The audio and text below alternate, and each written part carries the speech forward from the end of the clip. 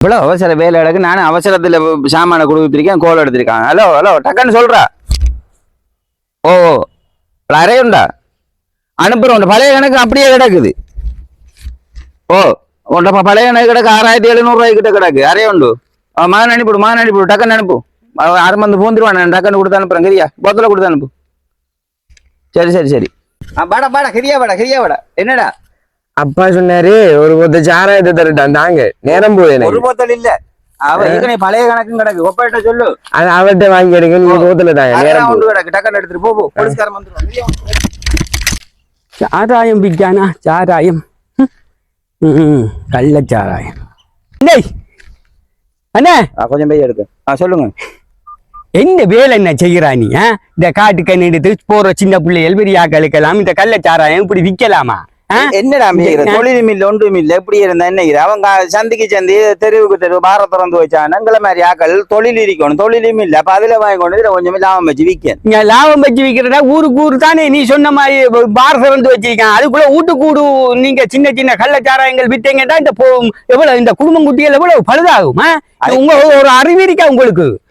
இப்படியான ஆட்களால தானே இந்த சமுதாயம் சீரழிஞ்சு போய் கிடக்கு அதுகளே உங்களுக்கு ஒன்றும் விளங்குறல்ல பாருங்க அந்த அங்க பார் நேற்று இரவு அந்த அவள் பொண்டாட்டிற மண்டையை கொத்தி அவள் அந்த பாட்டில போய் கிடக்க அங்க பிள்ளைகள் சோறு தண்ணி இல்லாம கிடக்கா அதுக்கு என்ன இரடா நம்மட பொழுது இதுகளையும் பார்க்கணுமே நம்மட பிரச்சனைகளையும் பார்க்கணுமே உங்களோட பிரச்சனைகள் பார்க்கலாம் அது சரி எனக்கு ஒரு அரை போத்தல் தாங்கலன்னு அதான்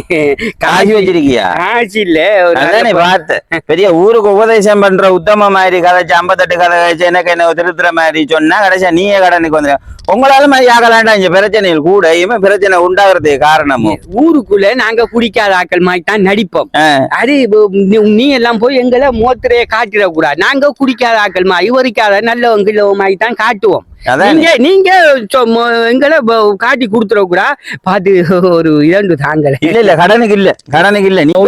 இல்ல உள்ளுப்பம் தான் கை காலி நடுக்கிறடா எனக்கு கொஞ்சம் உத்தம ஊருக்கு உபதேசம் பண்ற உத்தம மாதிரி என்ன வந்து கதைச்சா நான் நீ திருந்து தயாரிக்கணும் பார்த்தா நீ பழைய நிலைமை நாங்க கடனுக்கு இல்லடா போடா